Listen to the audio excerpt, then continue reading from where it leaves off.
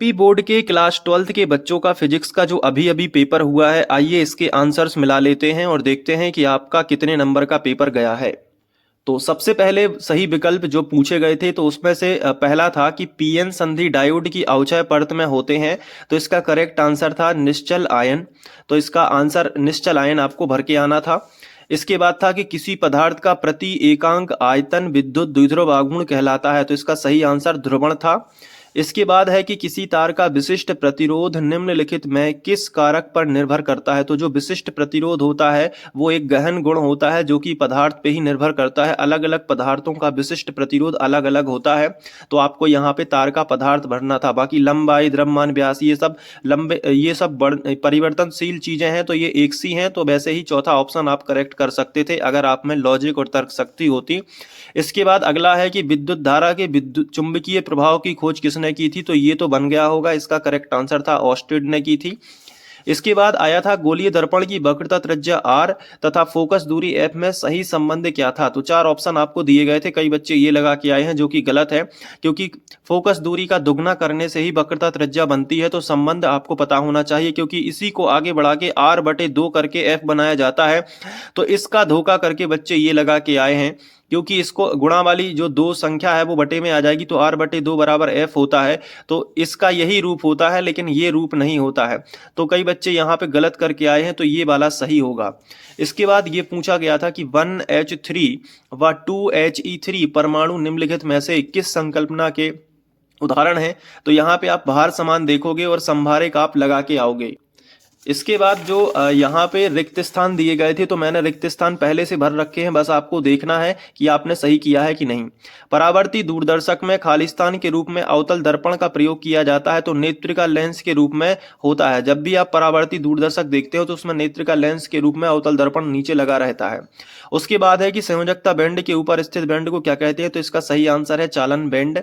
Next है P प्रकार के अर्धचालक में खालिस्तान की सांद्रता होलों की सांद्रता की तुलना में अधिक होती है। तो इलेक्ट्रॉनों की सांद्रता से भी अधिक कौन होता है, होल।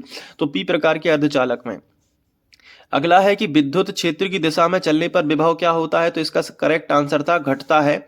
नेक्स्ट है जिन पदार्थों की चुंबकीय प्रवृत्ति ऋणात्मक होती है उन्हें क्या कहते हैं, प्रतिचुंबकीय कहते हैं। उन्हें क्या कहते हैं, प्रतिचुंबकीय। धनात्मक में अनुचुंबकीय हो जाता, लेकिन ऋणात्मक पूछा गया है तो प्रतिचुंबकीय। अगला पूछा गया था कि परिवर्तनशील विद्युत धारा खालिस्तान धारा उत्पन्न करता है। तो इसका सही आंसर है विस्थापन धारा उत्पन्न करता है। इसके बाद सत्य असत्य पूछे गए थे, तो बहुत ही आसान सत्य असत्य आए थे कि सिलिकॉन और जर्मेनियम दोनों क्या हैं, अर्धचालक हैं। तो ये तो हम शुरू से ही पढ़ रहे हैं, तो इसका करेक्ट आंसर सत्य हो जाता। दूसरा, कोटर गुहा या खोखली चीज के अंदर, कोटर या गुहा जो खोखली चीज होती है उसके अंदर विद्युत क्षेत्र सदैव शून्य ही होता है। तो ये जो कथन दिया गया था ये बिल्कुल सही था, तो सत्य लिखना था इसमें। इसमें अगला था कि अर्धचालकों की प्रतिरोधकता ताप बढ़ाने पर क्या होती है, तो बढ़ती है। तो आंसर है नहीं बढ़ती है बल्कि घटती है। तो ये जो कथन है वो असत्य था। इसके बाद है कि किसी चुंबकीय क्षेत्र में स्थिर आवेश पर लगने वाला जो लारेंज बल होता है वो शून्य होता है। तो ये बिल्कुल सही था। स्थिर आवेश होगा तो उस पर कोई बल नहीं लगता है, जबकि आवेश अगर गति करता है तो उस पर बल लगता है। तो ये मैंने समझाया भी था, तो ये आपको बहुत अच्छे से करके आना था। ये सत्य कथन लिखा है।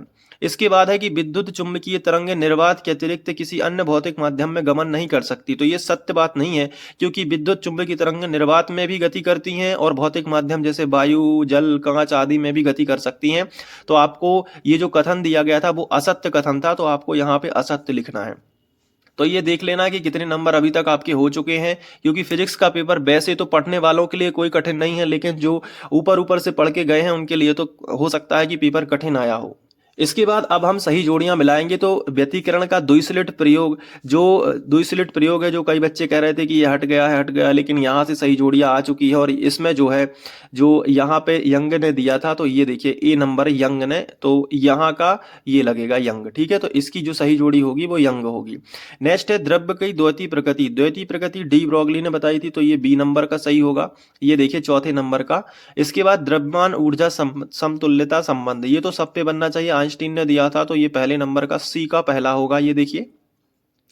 इसके बाद है स्थिर विद्युत बल, स्थिर विद्युत बल पे जो नियम दिए गए थे, तो बल कूलाम का ही बल होता है, तो आप यहाँ पर रिलेट कर सकते हैं, तो कूलाम डी नंबर का सही होगा, तो ये डी का दूसरा सही होगा, कूलाम। इसके बाद यहाँ पे दिया गया था कि प्रेरित धारा की दिशा, तो प्रेरित धारा की दिशा देखो ई नंबर, प्रेरित धारा की दिशा किसने बताई थी, लेंज ने बताई थी। इसके बाद विद्युत चुंबकीय तरंगों के लिए आप क्या लगाओगे, तो यहाँ पे मैक्सवेल लगाओगे, तो ये सही जोड़ियां आपकी हो जाएंगी। इसके बाद यहाँ पे देखिए एक शब्द और वाक्य में उत्तर पूछे गए थे, तो बहुत ही आसान आए थे ये तो, कि शुद्ध अर्धचालक में त्रिसंयोजी अशुद्धियां मिलाने से किस प्रकार का अपद्रव्य अर्धचालक प्राप्त होता है, तो पी प्रकार का, बहुत ही अच्छे से लिख देना था, पी प्रकार का। इसके बाद है वायु में स्थित एकांक धनावेश से निकलने वाले कुल विद्युत फ्लक्स का मान क्या होता है, तो एकांक धनावेश के लिए एप्सिलॉन -1 की घात होती है, ये मान आपको लिख के आना था। इसके बाद है कि किसी विद्युत परिपथ में धारा को मापने वाले यंत्र का नाम क्या है, तो ये अमीटर है। इसके बाद है शुद्ध प्रतिरोधकीय परिपथ में शक्ति गुणांक का मान 1 होता है, शुद्ध प्रतिरोधकीय परिपथ में शक्ति गुणांक मैंने बताया था cos फाई 1 होता है। तो समझने वाले जो बच्चे हैं वो तो करके आए होंगे, लेकिन जो समझते नहीं है डायरेक्ट नोट्स में रटते हैं उन पे तो ये नहीं बना होगा।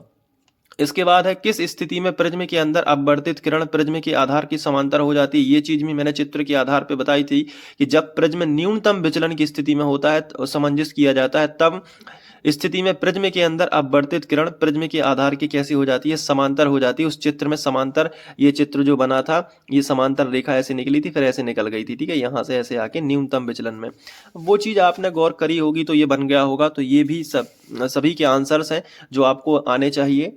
इसके बाद बाकी जो पेपर में क्वेश्चन आंसर पूछे गए हैं सारे, यहाँ पे देखिए एम्पियर का परिपथ नियम, तो ये भी बन गया होगा आपसे परिपथ नियम। इसके अलावा यहाँ पे जो क्वेश्चन आए हैं ये देखो, ये आप सब ने याद कर लिए होंगे इनके आंसर्स और आप अच्छे से करके आए होंगे, तो अच्छी बात है।